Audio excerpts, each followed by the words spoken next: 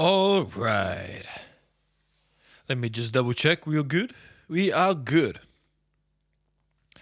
Back to back, ladies and gentlemen, for your lovers out there, we are going to delve deep, broad, into the underbelly of one of my favorite topics, and that is the engineering side of my latest single, Pressure.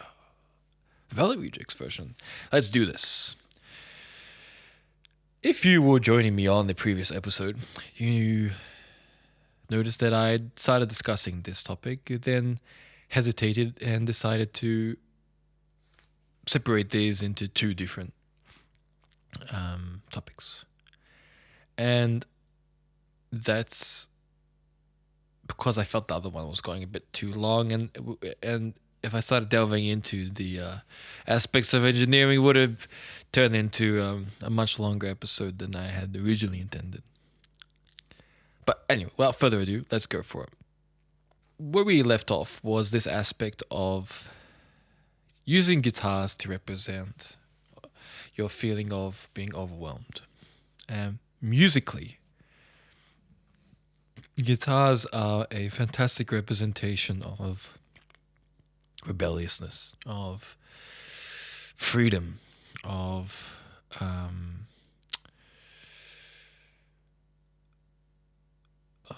virtuosity.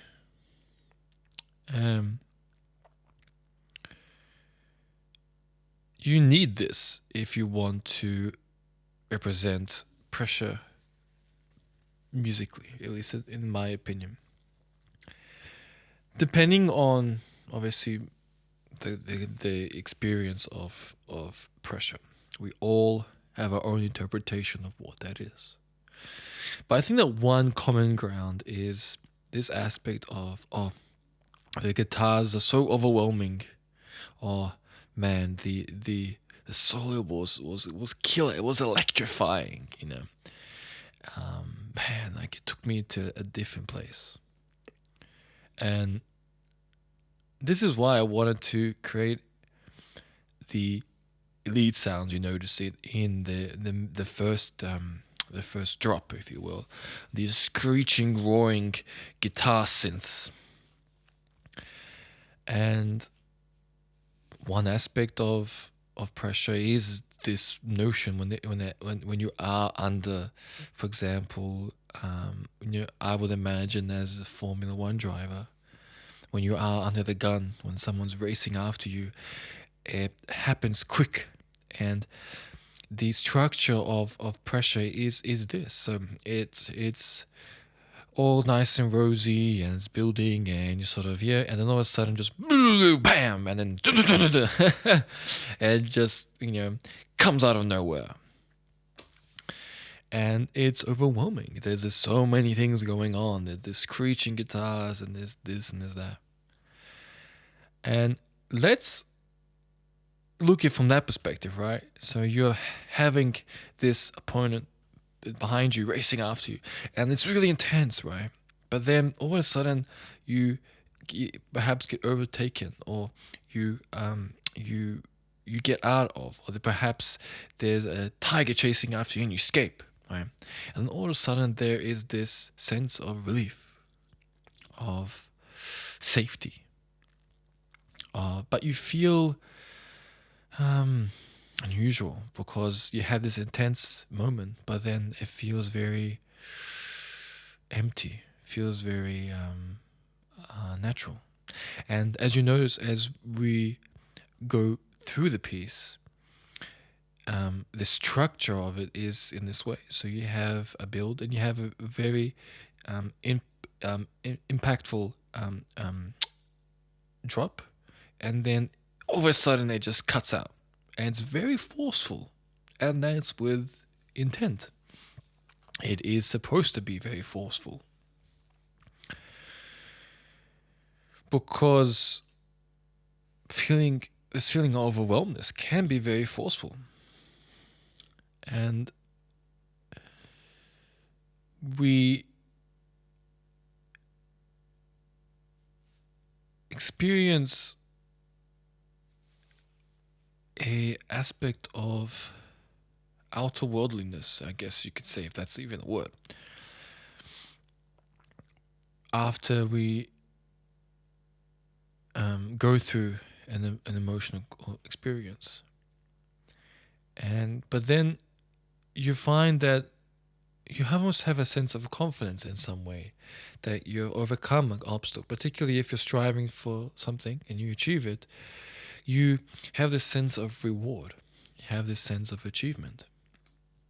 And as we progress through the piece, we we we um we get to the point of this beautiful bassoon performance, and it really takes you on an emotional transcending moment. And as it builds up, we get to a alternative drop, which is more um, um, less violent, I could say, than the first. And this represents to me that we are in a state of harmony. We are in a state of our subconscious mind, that we are representing aspects of surrealism. And then we go to the crescendo, where the emotion builds back up, and then we fly right back into the heavier drop. And what I hope you feel after you experience the journey is when you go into the final section of the song, the second drop isn't as overwhelming as the first time you experience it. And what I hope to share with you on that is that you have been able to go through this journey and you've come out on the other side more confident, more um, how can I put this? You've established yourself you're more grounded, and you're able to fight and push through the emotions that you're experiencing. And in some ways, you're able to control it, and you're able to master those emotions. You're able to play with it. It's a game. And throughout, there is this aspect of it's all a game. It's all a simulation. You know, this very fluid motion of the melody of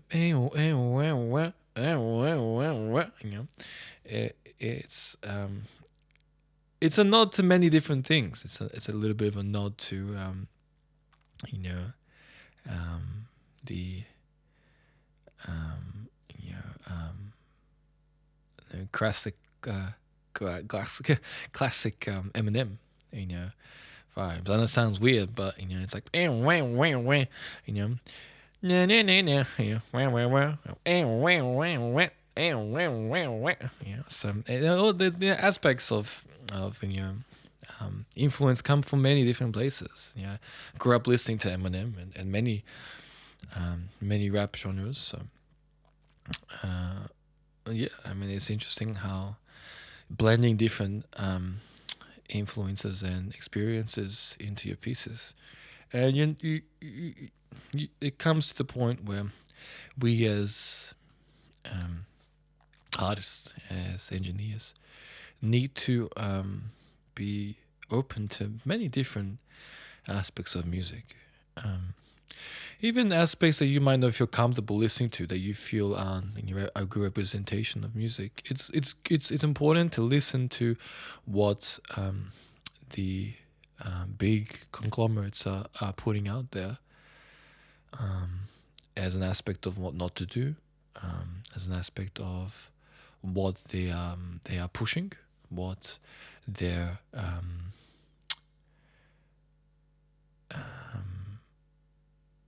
approach might be for some of the artists that they are presenting. And you also want to listen to many different. Is everything okay? Oh, the computer just started flashing, so I was like, what's going on? Yeah, all good. And you want to listen to aspects of music that you don't listen to, like metal music, rock music. If you don't listen to those genres, definitely check them out. Heavier genres of metal. Um, check out electronic based music if you haven't already. But delve into underground artists. Delve into the plethoras of deep house, of more solo piano, of do a 180 and check out darker elements of electronic music, dark electro, industrial, and as you develop your catalog of experiences in music, you are able to draw inspiration, and you're able to draw commonalities between these particular genres and subgenres, and that way you can create your own interpretation and own visual and artistic vision in your music. And that brings me well into the engineering aspects. So I've shared with you the overall, I guess, philosophical structure of the piece. But let's talk about engineerings. Engineerings. That's a good word. Working with acoustic instrumentation, for example. In this example, I will include electric guitars, but working with instrumentation that's live. It's very rewarding, but it can also be limiting in the applications you can create electronically. And sometimes it's really good to create synthetic sounds, because then you can manipulate them in a very strategic way. And for a piece like this, you want to have that ability to engineer synthetic synthetic sounds in a particular pitch. You can implement aspects of live instrumentation into that, but it will be more of a supporting factor than actual lead feature, because the resonances that you want to articulate are much more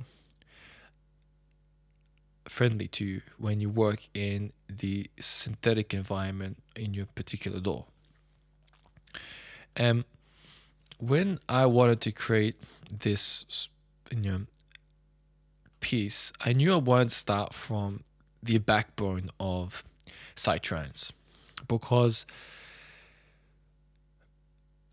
as the name suggests, psychedelic trance is one form of music that has this outer-worldly expression.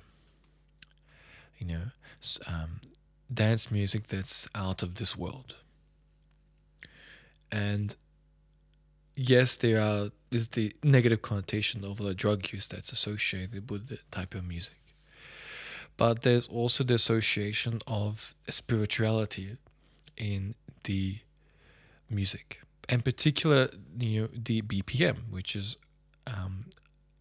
the holy grail of BPM is 138 BPM for psytrance music. And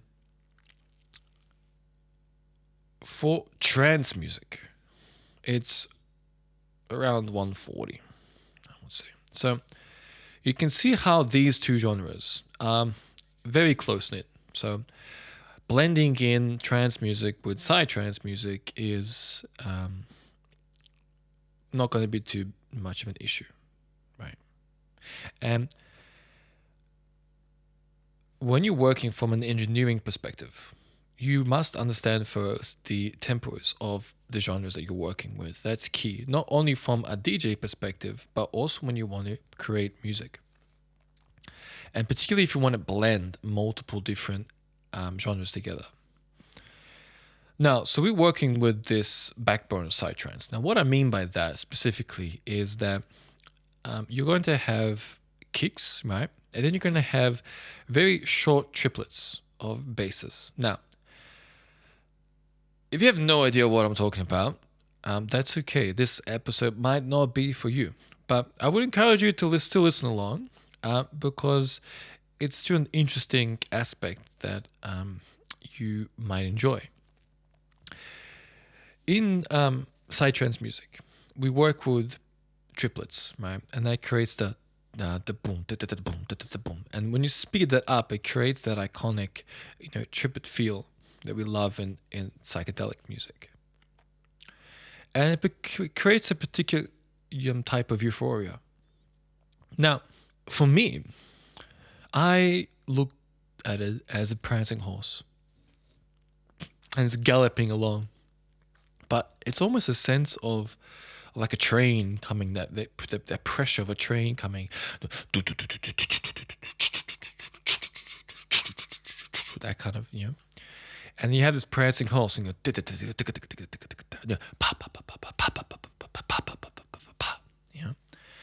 and we say, let's put that as the foundation. Okay, so we have this 138 skeleton with kicks and triplets. Right, so you have a bar of 4 beats, right, and you have 4 kicks, and you have triplets within each of those kick segments. Okay, so in each bar you'll have a kick, and you have 3 triplets of the bass. Right, so it'd be boom, bum, ba, ba, boom, bum, ba, ba, boom, and to work with guitars and bass lines in particular for psytrance music, one of the challenges is mixing them together, because the bass lines of psytrance, yes, they are low, but they also have a decent amount of mid-range in them, in particular as well the kicks. And when you're working with guitars and you're working with synthetic guitars, particularly in the lower range guitars, you want to find a good commonality between the two. And what I mean by that is you want to find a good ratio between the thump and the actual soaring leads. And one aspect that you want perhaps to experiment with, which we have on this piece, is engineering your work to have a particular harshness to it. Now, this is frowned upon because obviously it is a bit unpleasant for the ears, you could say, compared to, for example, some of the more very warm Motown records. Now, when I refer to warm, what I'm implying is that the characteristics of the piece are very pleasant on the ears. So the overarching frequencies in the higher end aren't as present, and you're able to have a very present mid and lower range. And if you couple that together with pre-amplifiers, and you couple that with beautiful reverbs, you can create a very pleasant sounding piece of music. Now, with that being said, that's one approach that you can take to recording music. Another approach can be that you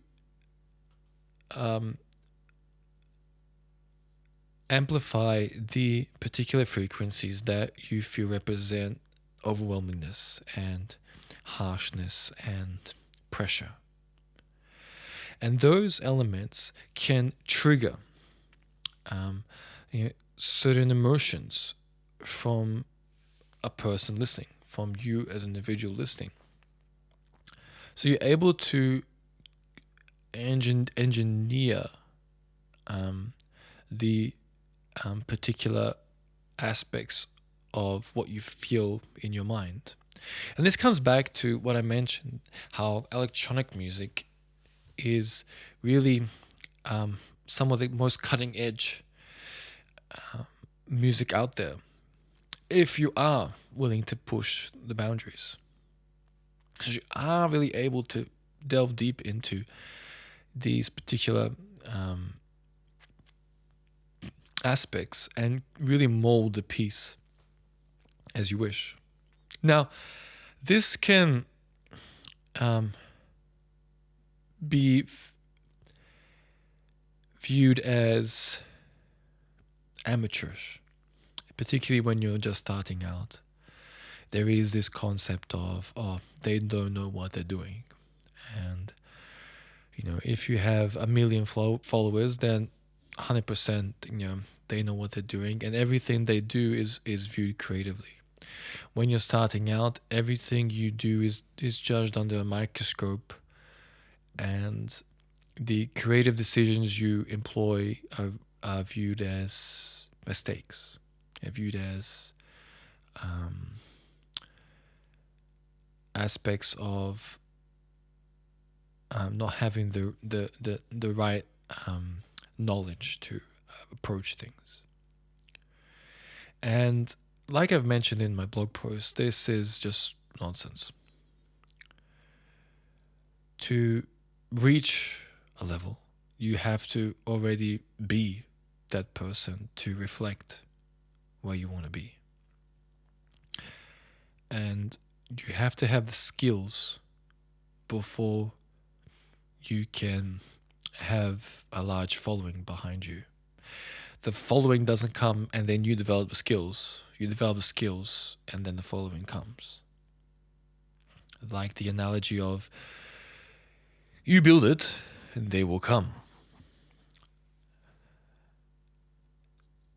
And I mention this because we view many young artists as not necessarily as innovators, but more that they stumble upon things until they create it. And you don't necessarily have to have 40 years of experience to be able to create cutting edge music.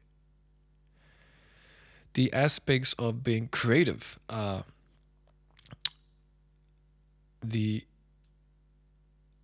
there is a less of a threshold needed. When you work on the engineering side, there is a higher threshold, and that is because you are working with aspects that require time. And one of these are ear training. And whichever way you put it, you ain't gonna cheat your way out of ear training. Your ear development, it just takes time. And unfortunately, it's something that takes years to develop. And this is something that as young engineers, you have to be okay with. And that's why you need to work with other more experienced engineers. And that's what we did. So I had a mix that I was happy with. I had engineered it the way I wanted to and created the low end content, the mid range that I was happy with, and the soaring high end that I was, at that time, happy with. But I felt it needed something more. It wasn't at that particular time. And this was back in 2019. I wasn't, still the engineer that I am today. But we progress and we work with people and we work with mentors, and we sit down and we take notes and we study and we watch material and we develop our ears. And a benefit of mine is that I have already started my ear training from playing guitar at a very young age, and I was already coming up with ideas and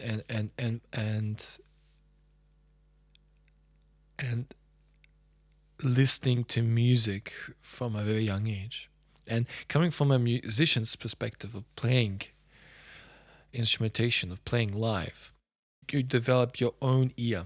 In particular, in my case, having been through several years of guitar um, teaching, and having developed several practical qualifications in um, you know music academia, they have ear training within the programs, and level 1, level 2, level 3.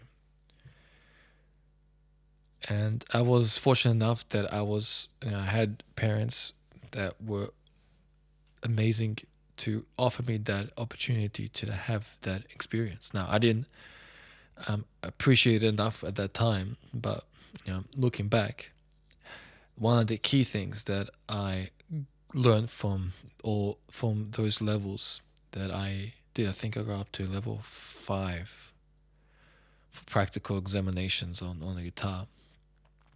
One of the key aspects of those practical examinations is theory of the ear, and ear training specifically. So you understand the theory behind the notes, and then you understand how to hear those particular notes. Like if you hear an E, if you hear a G, if you hear etc. And that is one of the key aspects when you want to engineer a piece, particularly in electronic music. And when you want to really push the boundaries and delve into in your engineering, in your guitar, sounds like these, and wanting to blend those together, then you really need to have a very good ear. And that just takes time. But I would encourage you all to, check out Rick Bito. I think that's his name. He delves a lot into this aspect, and he talks about developing ear training, having musical courses for developing your musicality, your theory. So definitely check out his content. Very popular on YouTube, and very knowledgeable in his work. So, like I mentioned, you need to have the understanding of the BPMs, right? And one of the other aspects of the music is the drum and bass vibe, the many symbols and percussive elements that happen throughout. Now, drum and bass, for many of you, if you don't know, is a wonderful expression of, for me at least, of just having fun in electronic bass music. And it's a very creative area. It can be a bit repetitive. It's not the most melodic music, but it can be some of the most creative music that you can do, and particularly percussively. So implementing these elements into your work can be very rewarding. And you'll notice this when you listen to the piece, the percussive elements of drum and bass. So you have the bass elements, of course, but then you have the very lustrous percussive elements that swing around in the stereo space. And one of the main aspects of pressure is, if you listen intently, you'll notice that when the soaring guitar leads come in, they also release. And then you have essentially a reverse. So you have one aspect of the drums, but then you have, for this example, I'm going to keep it simple. It's not exactly like that in the piece, but you have, for example, a mono signal, which is a very singular signal. And then you have a stereo signal, which is, for this example, say you have the left and the right. Right? So in the mono, you have your center, which is just, say, one line. and then in the stereo you have two lines, one opposite each other. And when they get when the synths come in, they are very centered around the mono signal to really hone in the aspect of pressure, and then they expand out. Oop, I just hit the mic. They expand out into the stereo image, and you experience a lot of release. But then they warp back and hone in back near the mono image to create this tension. You notice when you listen, you hear this very intense, pressurized signal centered, and then the release. And you notice how the kick as well, they that changes throughout. It's not centered over one particular texture. There are many different textures happening. And the second alternative drop is different to the first, because now we're dealing with more trance music, in this particular case old school trance. One thing you will notice is that if you pay close attention, you find that the tempo changes. Now, this is a bit of a secret that you probably haven't noticed, but if you really listen intently and you count, you'll notice that the tempo changes. So we're working with 140, and then it slowly changes. Now, I won't tell you what the other tempo is. You can figure that one out for yourself. But it does change. No, oh, sorry, I should apologize. Not 140, 138 we're dealing with at the start. But again, this is one aspect of DJing. So you're working with different genres and different tempos, and you can apply that to your music. Your music doesn't have to be in one particular tempo. It can be in multiple different tempos. I mean, it depends how crazy you want to go. If you're Dream Theater, you can have 7 different key signatures and then change the tempo like another 10 times. There's no limit to what you can do. And if you're Frank Zappa, then you can just take it up another level, and then just don't even worry about the time signature. And we'll just have a little bit of 7/5, and then 3/4, and then 2/2/4, and then I don't know, maybe 16/5, whatever. Change it there, change it there. When we experience pressure, we all experience it differently, right? And this is where the drum and bass comes in. They're progressive elements, are very creative. They're flying all over the place, and it's a different emotion. It's not the same drop at the start and at the end. It's a different percussive elements happening. Okay, and the final aspect that I like to talk about is the recording of the bassoon. Now, this is an interesting story. It was a beautiful day, and I was working with a dear friend of mine at the time, and we had this wonderful studio with this beautiful SSL console. And a friend of mine from my martial arts days came, and we were only meant to record one piece, but he brought another instrument along with him because he was practicing, I believe, that day, or had something to do with this other instrument. And so we had the first piece up to record, and I had already written the melody and the structure and everything. But I told him, is just experiment. Yes, I've written the melody for you, and that's fantastic. And this is, wonderful that you've transcribed it for yourself and want to play that version, but don't feel the need that has to be locked on to that. So we do the first recording, and then I bring up the pressure piece, and I was like, man, why don't you just you know? And at the time, I had never heard of the bassoon. It was new to me, and you know, I just said, why don't you bring it up and experiment with it, and let's see, how we can incorporate this, because originally I was meant to have a vocal um, section there for pressure, but I felt that was too generic. Because how many dance pieces do we have where there's just this random vocal in the middle, um, and I didn't like that at all. I didn't think that it's just you know anyway. And then secondly, I thought about having a guitar solo, but something was putting me off from having that guitar solo there, and I wanted something else, something that was more unusual.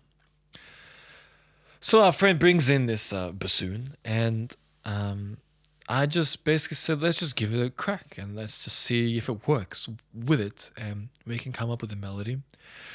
So we sit down and we're experimenting, trying to figure out what we can do, and it got to a point where I basically said, just feel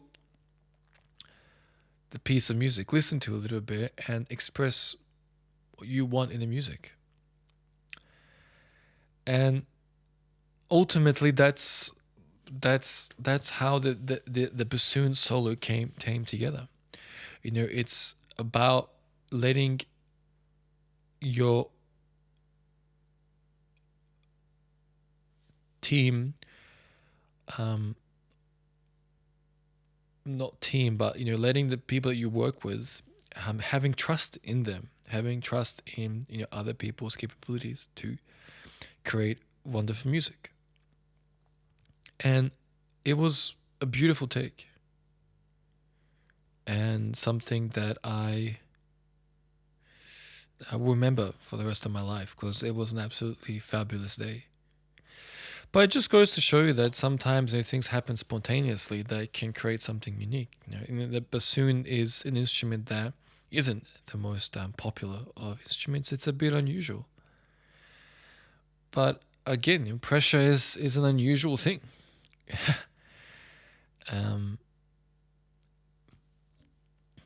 and it's nice though to add live wind instrumentation, and wind instrumentation is a challenging um, area to record, because you are dealing with air.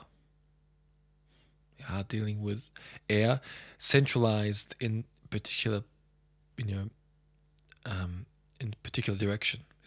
And especially in the bassoon. So it really is an aspect of recording around it. It's not an aspect of recording where exactly the air is coming from, because you don't want that. Um, when we're dealing with acoustic instrumentation, for example, acoustic guitar, I find in my perspective that if you record right where the whole sound of where the body is, where essentially where the air is coming, where the sound of the guitar is coming out, the whole of the acoustic,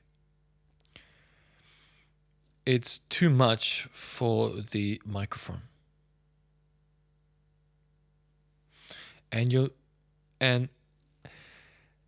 putting the microphone at an angle, perhaps a 45-degree angle above, so you're still getting the expression of the instrument, perhaps where the fingers are, but you're also able to get some of the natural air.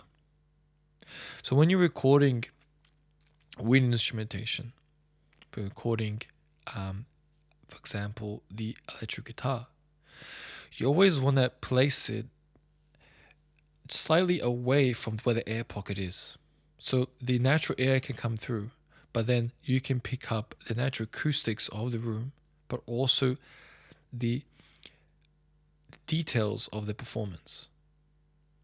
And when we were recording the bassoon, this is an approach that best worked for us. So finding a area where you are recording the natural air of the instrument, the wind, if you will, but you are at an angle that allows the natural air to come through, but you are also able to record the intricacies of the particular instrument.